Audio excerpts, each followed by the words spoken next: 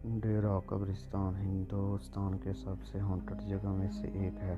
कहते हैं कोई भी रात के 11 बजे के बाद उस कब्रिस्तान से आगे से नहीं जा सकता। उसके अंदर से जाना तो दूर की बात, कोई उस कब्रिस्तान के आगे से भी नहीं जा सकता।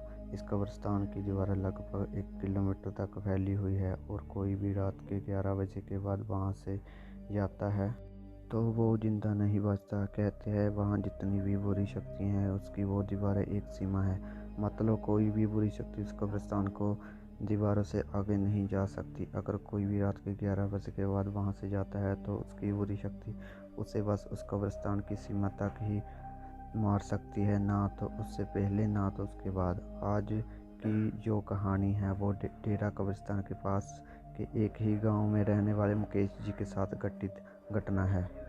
अब ये कहानी मैं उन्हीं के शब्दों से जारी रखूँगा। मेरा नाम मुकेश है, मैं टांगा चलाने वाला हूँ। टांगा एक प्रकार की गाड़ी जिसमें एक घोड़ा जोड़ा जाता है। वो रविवार का दिन था, शाम के 7 बजे थे और मैं अपने घर पर था। तभी वहाँ राजू आया। राजू हमारे गांव का था नहीं था, पर उसने कुछ खेत हमारे ही गांव में थे जिसके कारण वो यहाँ आता रहता था। राजू ने मेरे पास आकर कहा कि उसकी घास उसके खेत में कटी रखी है और उसकी घास को उसके घर तक छोड़ना था। उसका गांव हमारे गांव से लगभग 5 या 6 किलोमीटर की दूरी पर ही होगा। मैंने भी हाँ बोल दिया और ये सोचा कि रात के 11 बजे से तो पहले ही आ जाऊंगा। आ भी जाता, पर घास लोड करने में काफ़ी समय लग गया था, इसलिए मुझे राजू के गांव पहुंचने में 10 बज गए थे और घास टांगे से नीचे रखने में भी काफ़ी समय लग गया था। और इसलिए ही वजह से राजू मुझसे बार बार अपने ही घर में रुकने को बोल रहा था, क्योंकि उसके गांव से हमारे गांव को बस एक रास्ता जाता था जो उस ही डेरा कब्रिस्तान के आगे से होकर जाता था।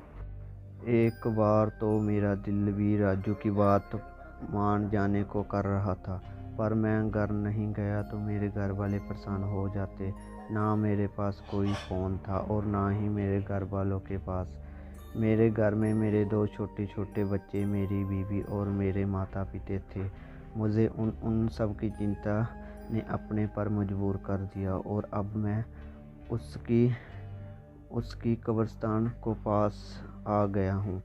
मैंने अपनी घाटी में समय देखा, 11 बज चुके थे। पहले तो मैंने लौट जाने का सोचा, फिर मैंने किसी तरह हिम्मत करी और आगे बढ़ा।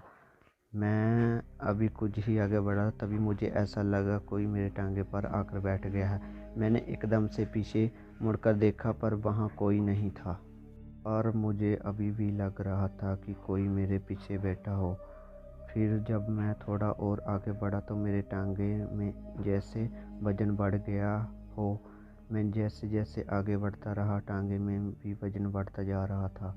अब पीछे इतना वजन हो गया था कि मेरा टांगा आगे से थोड़ा उठा उठा लगा था और मेरा घोड़ा भी अब लंगड़ा लंगड़ा कर चल रहा था।